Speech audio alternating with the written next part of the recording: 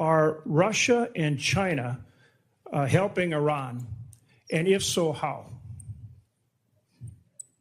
Well, Senator, as the chairman alluded to, there's definitely adversary alignment, attempts to do so, and there are many ways that we deter that, some of which are, and the depth and extent of it ought to remain classified, and it should, but there are ways in which both of those countries are limiting at different levels, enabling some of the things Iran is doing. Yes. General Kane, would you like to add? Sir, I'd rather not opine on the specifics because that would divulge what we know, and I never want the adversary to know what I know. I just want to know it. And hopefully we'll get a chance to do that in the Yes, sir. skiff. Yes, sir. Happy to do that in the skiff, sir.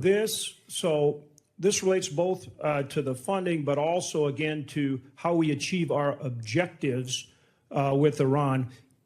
Starting with you, Secretary, can we get to the point, and we're seeing continued, I think, improvement and progress on this, but essentially where we can work, and hopefully our allies they need to step in there with us, but where we get to the point where we can operate in the Strait of Hormuz, but keep Iran blockaded. We're continuing to get better at that, but that's how we keep, they'll never do anything that they say they're going to do. They've proven that over and over. We have to keep the pressure on. But if we can do that effectively, we keep the pressure on and achieve our objectives. Tell us where we are in getting that accomplished. Senator, I think that's a really good point. That's effectively what we did to create the pressure that led to the circumstances of the MOU, which was we're running a route where ships, and we did it covertly in cooperation with Gulf countries and others who were willing to take some of the risk with our protection and then maintain the blockade. So effectively, oil's coming in and out, oil prices are coming down, but our blockade is staying and the pressure is mounting on Iran. That's something we have done and can continue to do. We moved into an MOU where Iran said we won't shoot at shipping. And then the IRGC turned around and decided to start shooting at commercial shipping again, at which point the president, I mean, as he should, cannot tolerate that. And so we respond, as he said 10 times, you shoot at ships, we're going to shoot at you overwhelmingly, which we have been doing now for, I believe it's a 10th consecutive evening. So consequences come with the willingness to shoot at commercial shipping. Our blockade has been reimposed and is effectively impenetrable. We seized a ship inside the Arabian Gulf as well. So there's a lot of different angles to it, a lot of levers we can pull, and ultimately a lot of the strikes that Admiral Cooper and CENTCOM have been undertaking are taking Iran's ability to see and sense away in the Strait of Hormuz, which has tactical benefits for us. And that's what this funding is about. This funding is about making sure that we and our allies can operate in the Strait of Hormuz, which helps bring down energy prices for every single American consumer, and that we force Iran to meet our objectives. Isn't that what this package is all about? This is a peace through strength package. Right. That's what 1.5 trillion has always been about, a generational investment at as the chairman alluded to, a step change moment. We need to be able to do it at speed, at scale, with autonomy, with AI, with exquisite high cost and low cost, to be ahead and stay ahead so that you're not just able to do what we need to do in the Strait of Hormuz, but deter adversaries like Russia and China from getting involved in future contingencies. And do you have a new estimate about what the war has cost us so far in the 5th month of the first year of this war in Iran? Senator, the estimate we have as of today is $37.5 billion. And is the current activity, which we've been told about, the exchange of fire back and forth in Iran, an indication that that number is going to go up in the months ahead? Some of that number captures additional O&M, mill pay, and other that would be anticipated through the fiscal year. So some of that anticipates what costs would be going out in the future as well. So the new number you've given me is what? $37.5 billion. And that represents the cost of the war through what period of time? Through now for certain aspects of it, but also mill pay, O&M, other anticipated costs through September 30th, Senator. General Kane, let me ask you a question. I joined a group of senators, some are here, Senator Rounds, Senator Coons, Senator Shaheen, and met with President Zelensky in Turkey during the NATO summit. He was very explicit in terms of what he needed to win. He feels the momentum in Ukraine is moving to his side, and that he is putting a foot forward instead of back. Is that your feeling? Sir, I think the pressure that Ukraine is putting on Russia is substantive at this point. Do you acknowledge his request that we help them with air defenses as a high priority? Sir, I know he's made the request. Whether or not that moves forward is always a debate at our civilian leadership, but I'm aware of that request. Are you aware of the fact that we appropriated and the president signed into law $400 billion of supplemental funding for Ukraine, including money for air defenses? I am, sir. Are you also aware the administration has informed us that that money will not be available in many aspects until the next president is in office? Sir, I'm not aware of that. My that's a understanding was that capital had been allocated, but I'll have to defer to my civilian leadership. No, on I'm that sorry to tell you the pay plan tells us to be prepared to spend that money in fiscal year 29.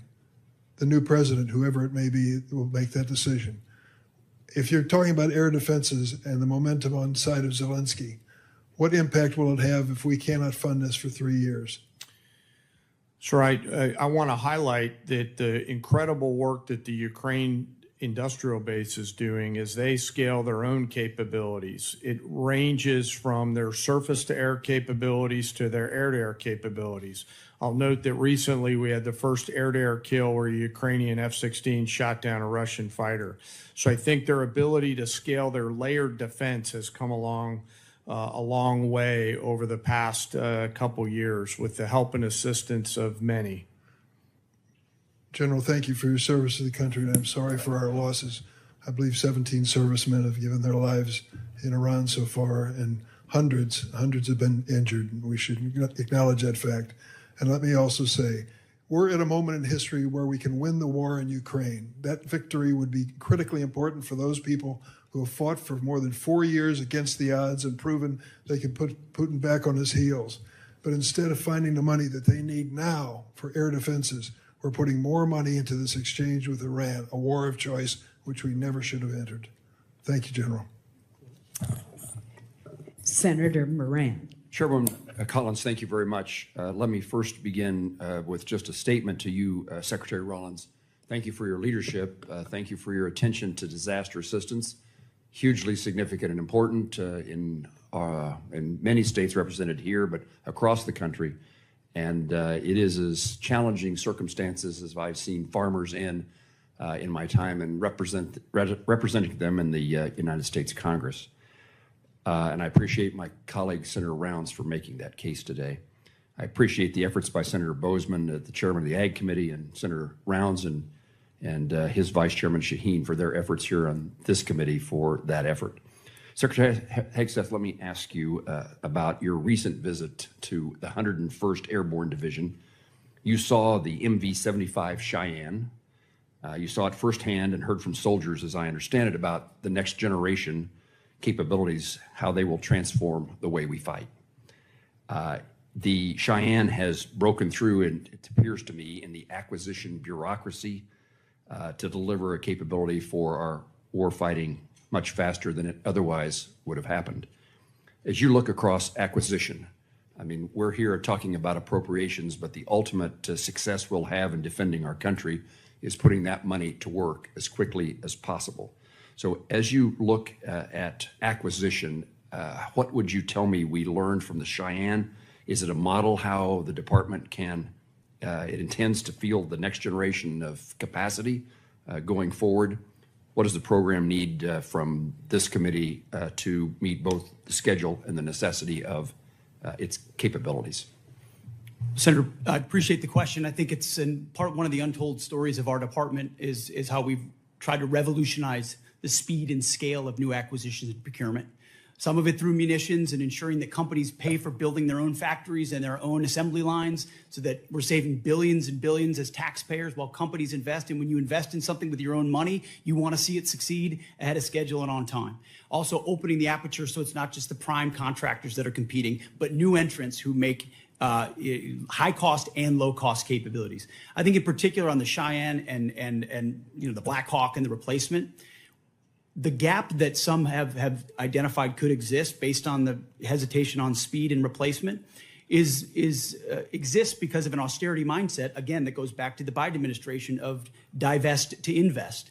And so you end up divesting in certain systems like the Black Hawk before the next one is online, creating gaps for actual operators. And what we're funding in this supplemental and across this budget is the ability to do both.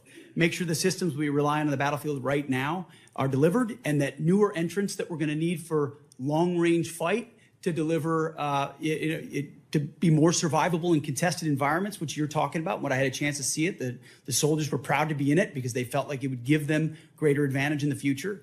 We need to accelerate the timelines of those and deliver them even more quickly. And when you allow new entrants with all the right incentives, those things happen, and it's happening in that. Will that take place? I think you may have just said this, but will take place in this circumstance of the Cheyenne? I believe in this administration, because of the policies of this administration, it is likely to do so. Just like the B-21, just like the F-47, just like so many other of our exquisite munitions that otherwise would have taken years and years to even get into development. We're moving those things left by, in some cases, years, so that we get them in the hands of warfighters who would need them right now and not held up in bureaucracy in this town. Thank you, sir. Let me turn to you, General Kane. The department is requesting a significant supplemental to address the ongoing operational demands. Our adversaries are watching how we resource this moment. Beijing, Moscow, Tehran are all increasingly coordinating their activities and intelligence. In your judgment, do you believe our adversaries view this moment as an opportunity to exploit U.S. commitments elsewhere? And how does this supplemental ensure our deterrence posture and our commitments to allies remain credible in every theater all at once? Well, sir, thanks for the question. In my job, it's to look across the globe and look at the range of trade-offs out there. We are the strongest military in the world. Our adversaries still fear America's ability to project power at the time and place of our choosing. There is no doubt that they are aligning, as I've said before.